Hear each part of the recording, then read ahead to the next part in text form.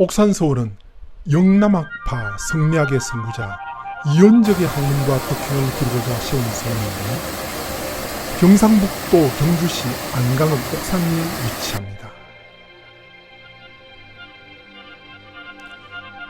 이원적이 벼슬을 그만두고 낙향하여 은가한 곳이 바로 옥산동이라 그의 거처를 옥산정사 또는 동락당이라 합니다.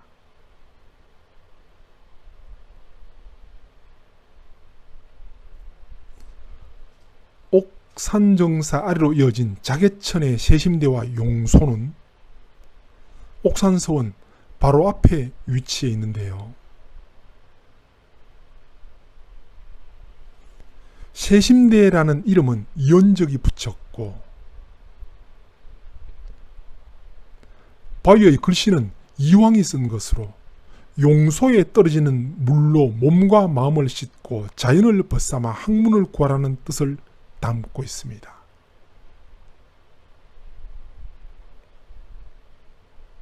세심대의 넓은 바위에는 한때 만여 명의 유생들이 모여 백일장을 치르기도 했다고 합니다.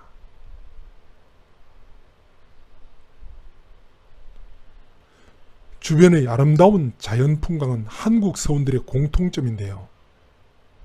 자연을 벗삼아 학문을 닦는 성리학의 전통이 살아있는 모습이라 할 수 있습니다.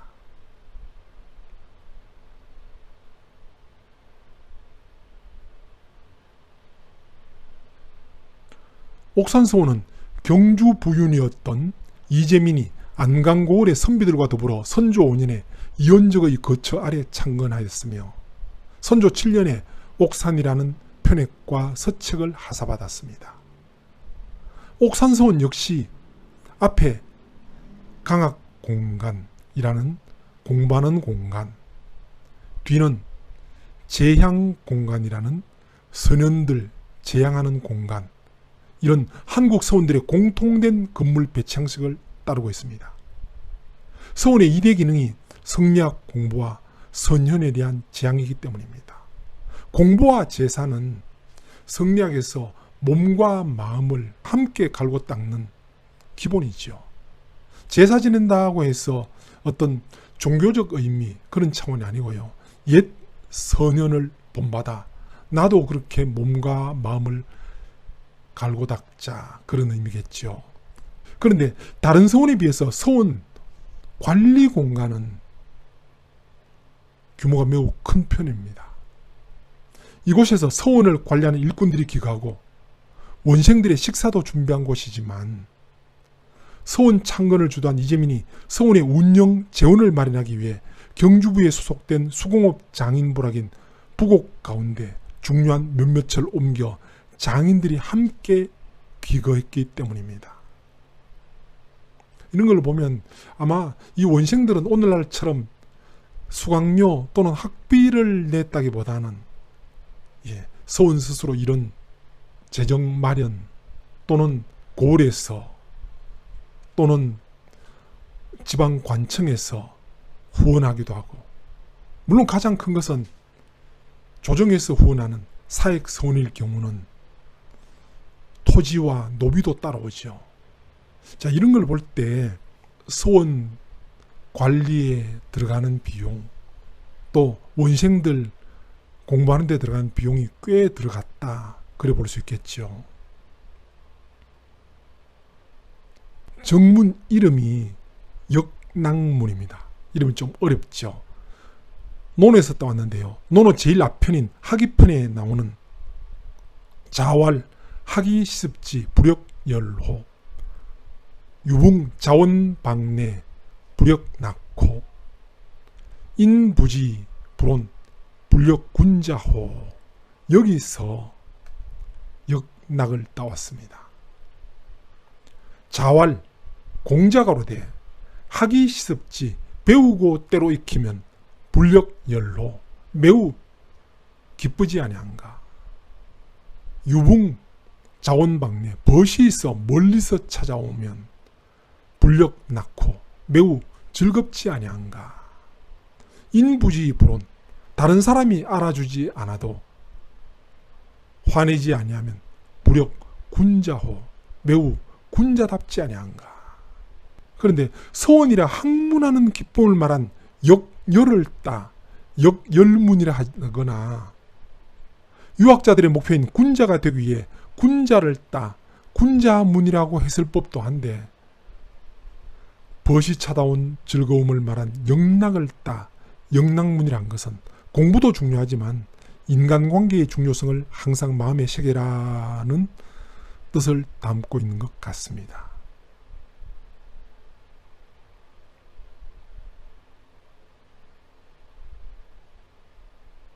이 영락문을 들었으면 마주하는 건물인 누각, 무변누가 나오고, 그 사이에 작은 내를 만들어 계곡물을 흐르게 한 것은 정겨워 보입니다. 서원 앞에 큰 자개천이 있는데도 불구하고 이렇게 작은 내를 만든 것은 다시 한번 몸과 마음을 깨끗이 하고 이곳으로 들어오라는 의미로 볼 수 있겠지요. 무변누는 마당 쪽을 바라보고 있어 영락문을 들어서면 한편 답답해 보이기도 하지만 외부로부터 서원 내부를 보호하게 배치된 것입니다. 마당 쪽에서 바라본 무변누는 4칸으로 된 2층 누각인데, 무변누라는 이름은 학문에 한계가 없다는 의미로 한석봉으로 잘 알려진 석봉 한호의 글씨입니다. 호롱불을 끄고 떡을 썰었던 어머니의 교훈을 이어 글씨가 반듯하고 힘차 보이죠. 무변누 출입문은 누각의 크기에 비해 낮은 편인데요, 역시 몸을 낮추고 들어오라는 의미를 담고 있다고 봐야 되겠죠. 이 출입문을 들어서면 정면에 강학당이 있고 좌우측에 원생들이 기가하며 공부하는 동제와 서제가 있습니다.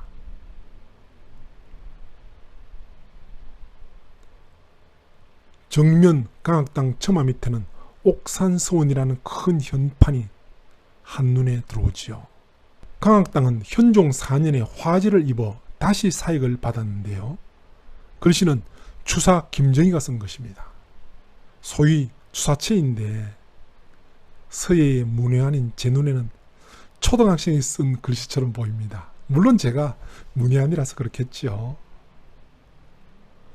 마루 안쪽에 걸린 구인당이라는 현판은 선조 때 영의정을 지낸 이산해가 쓴 글씨입니다.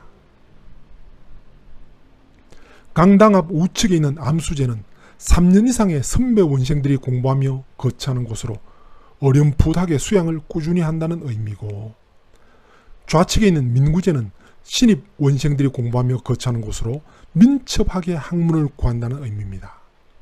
그 앞의 정료대는 서원의 조명을 밝히는 등을 올려놓던 석대입니다.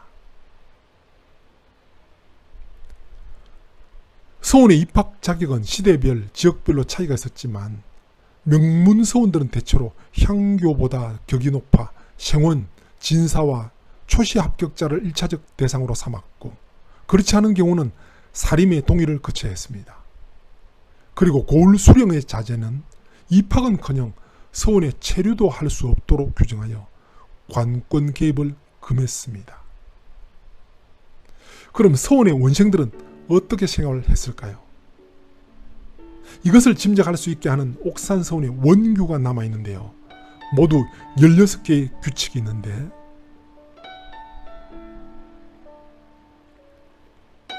1. 하나, 재생 모든 원생들은 독서의 사서오경 위 본원, 사서오경을 근본으로 삼아 독서하고, 소학 가래 위 문호, 소학과 가래를 문호로 삼아 존 국가 작양 지방, 나라에서 만들어 양성하는 방법을 따르고, 수성현 친절 지훈, 성현의 친절한 가르침을 지키며, 지만선 본구 만가지 선한 것이 내게 본래 있음을 알고, 신고도 가천 금 옛도리가 현재도 실천 가능함을 믿어서 계무위 궁행 심득, 몸으로 행하고 마음으로 체득하는 것에 두루 힘쓴다. 예, 이 첫 번째 규칙 속에 성리학의 필수 교과목 사서오경, 소학, 가래 등을 제시하고 있죠. 그리고 그 뒤로 원생들이 성리학을 공부하는 사람으로서 몸과 마음을 바르게 해야 되는 기준들이 적혀 있습니다.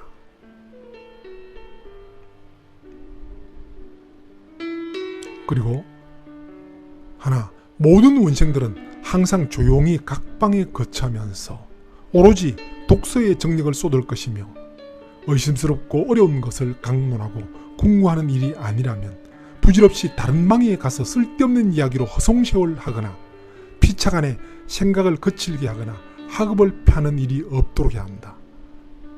예, 오늘날 대학 기숙사보다는 훨씬 까다롭죠. 물론 서원 원생들이 귀가하는 이곳은 그냥 잠만 자는 곳이 아니고 이곳에서 공부도 하고 잠도 자고 생활했던 것입니다. 그러다가 강학당에 보름에 한 번씩 교수들이 모여 계신 곳에 가서 점검받았습니다. 그러니까 그만큼 생활 규칙이 엄격했겠죠. 또 아무 까닭도 없이 자주 출입해서는 절대로 안 되며 무릇 의관과 행동거지와 언행들을 각기 서로 잘 보살펴 선행에 힘쓰도록 해야 할 것이다. 그리고 또 첫째, 제사를 경건히 봉행할 것. 둘째, 어진이를 예우할 것. 셋째, 사당을 잘 보수할 것. 넷째, 물자를 비축할 것. 다섯째, 서책을 점검할 것. 예, 그 외에도 많은데요. 이와 같은 엄격한 규칙, 이 기준들만 봐도 그 당시 원생들이 얼마나 절제된 생활을 했는지 짐작이 가시죠. 논어 공야장 편에 보면 공자의 제자 제어가 낮잠을 자자 공자께서 썩은 나무로는 조각을 할 수가 없고 더러운 흙으로 친 담은 흙손으로 다듬을 수 없다고 하며 꾸중하는 장면이 나옵니다. 낮잠 좀 잤다고 이렇게 심한 꾸중을 하는 거, 예, 그만큼 공자께서는 게으름을 피우는 것을 매우 싫어했던 것 같습니다.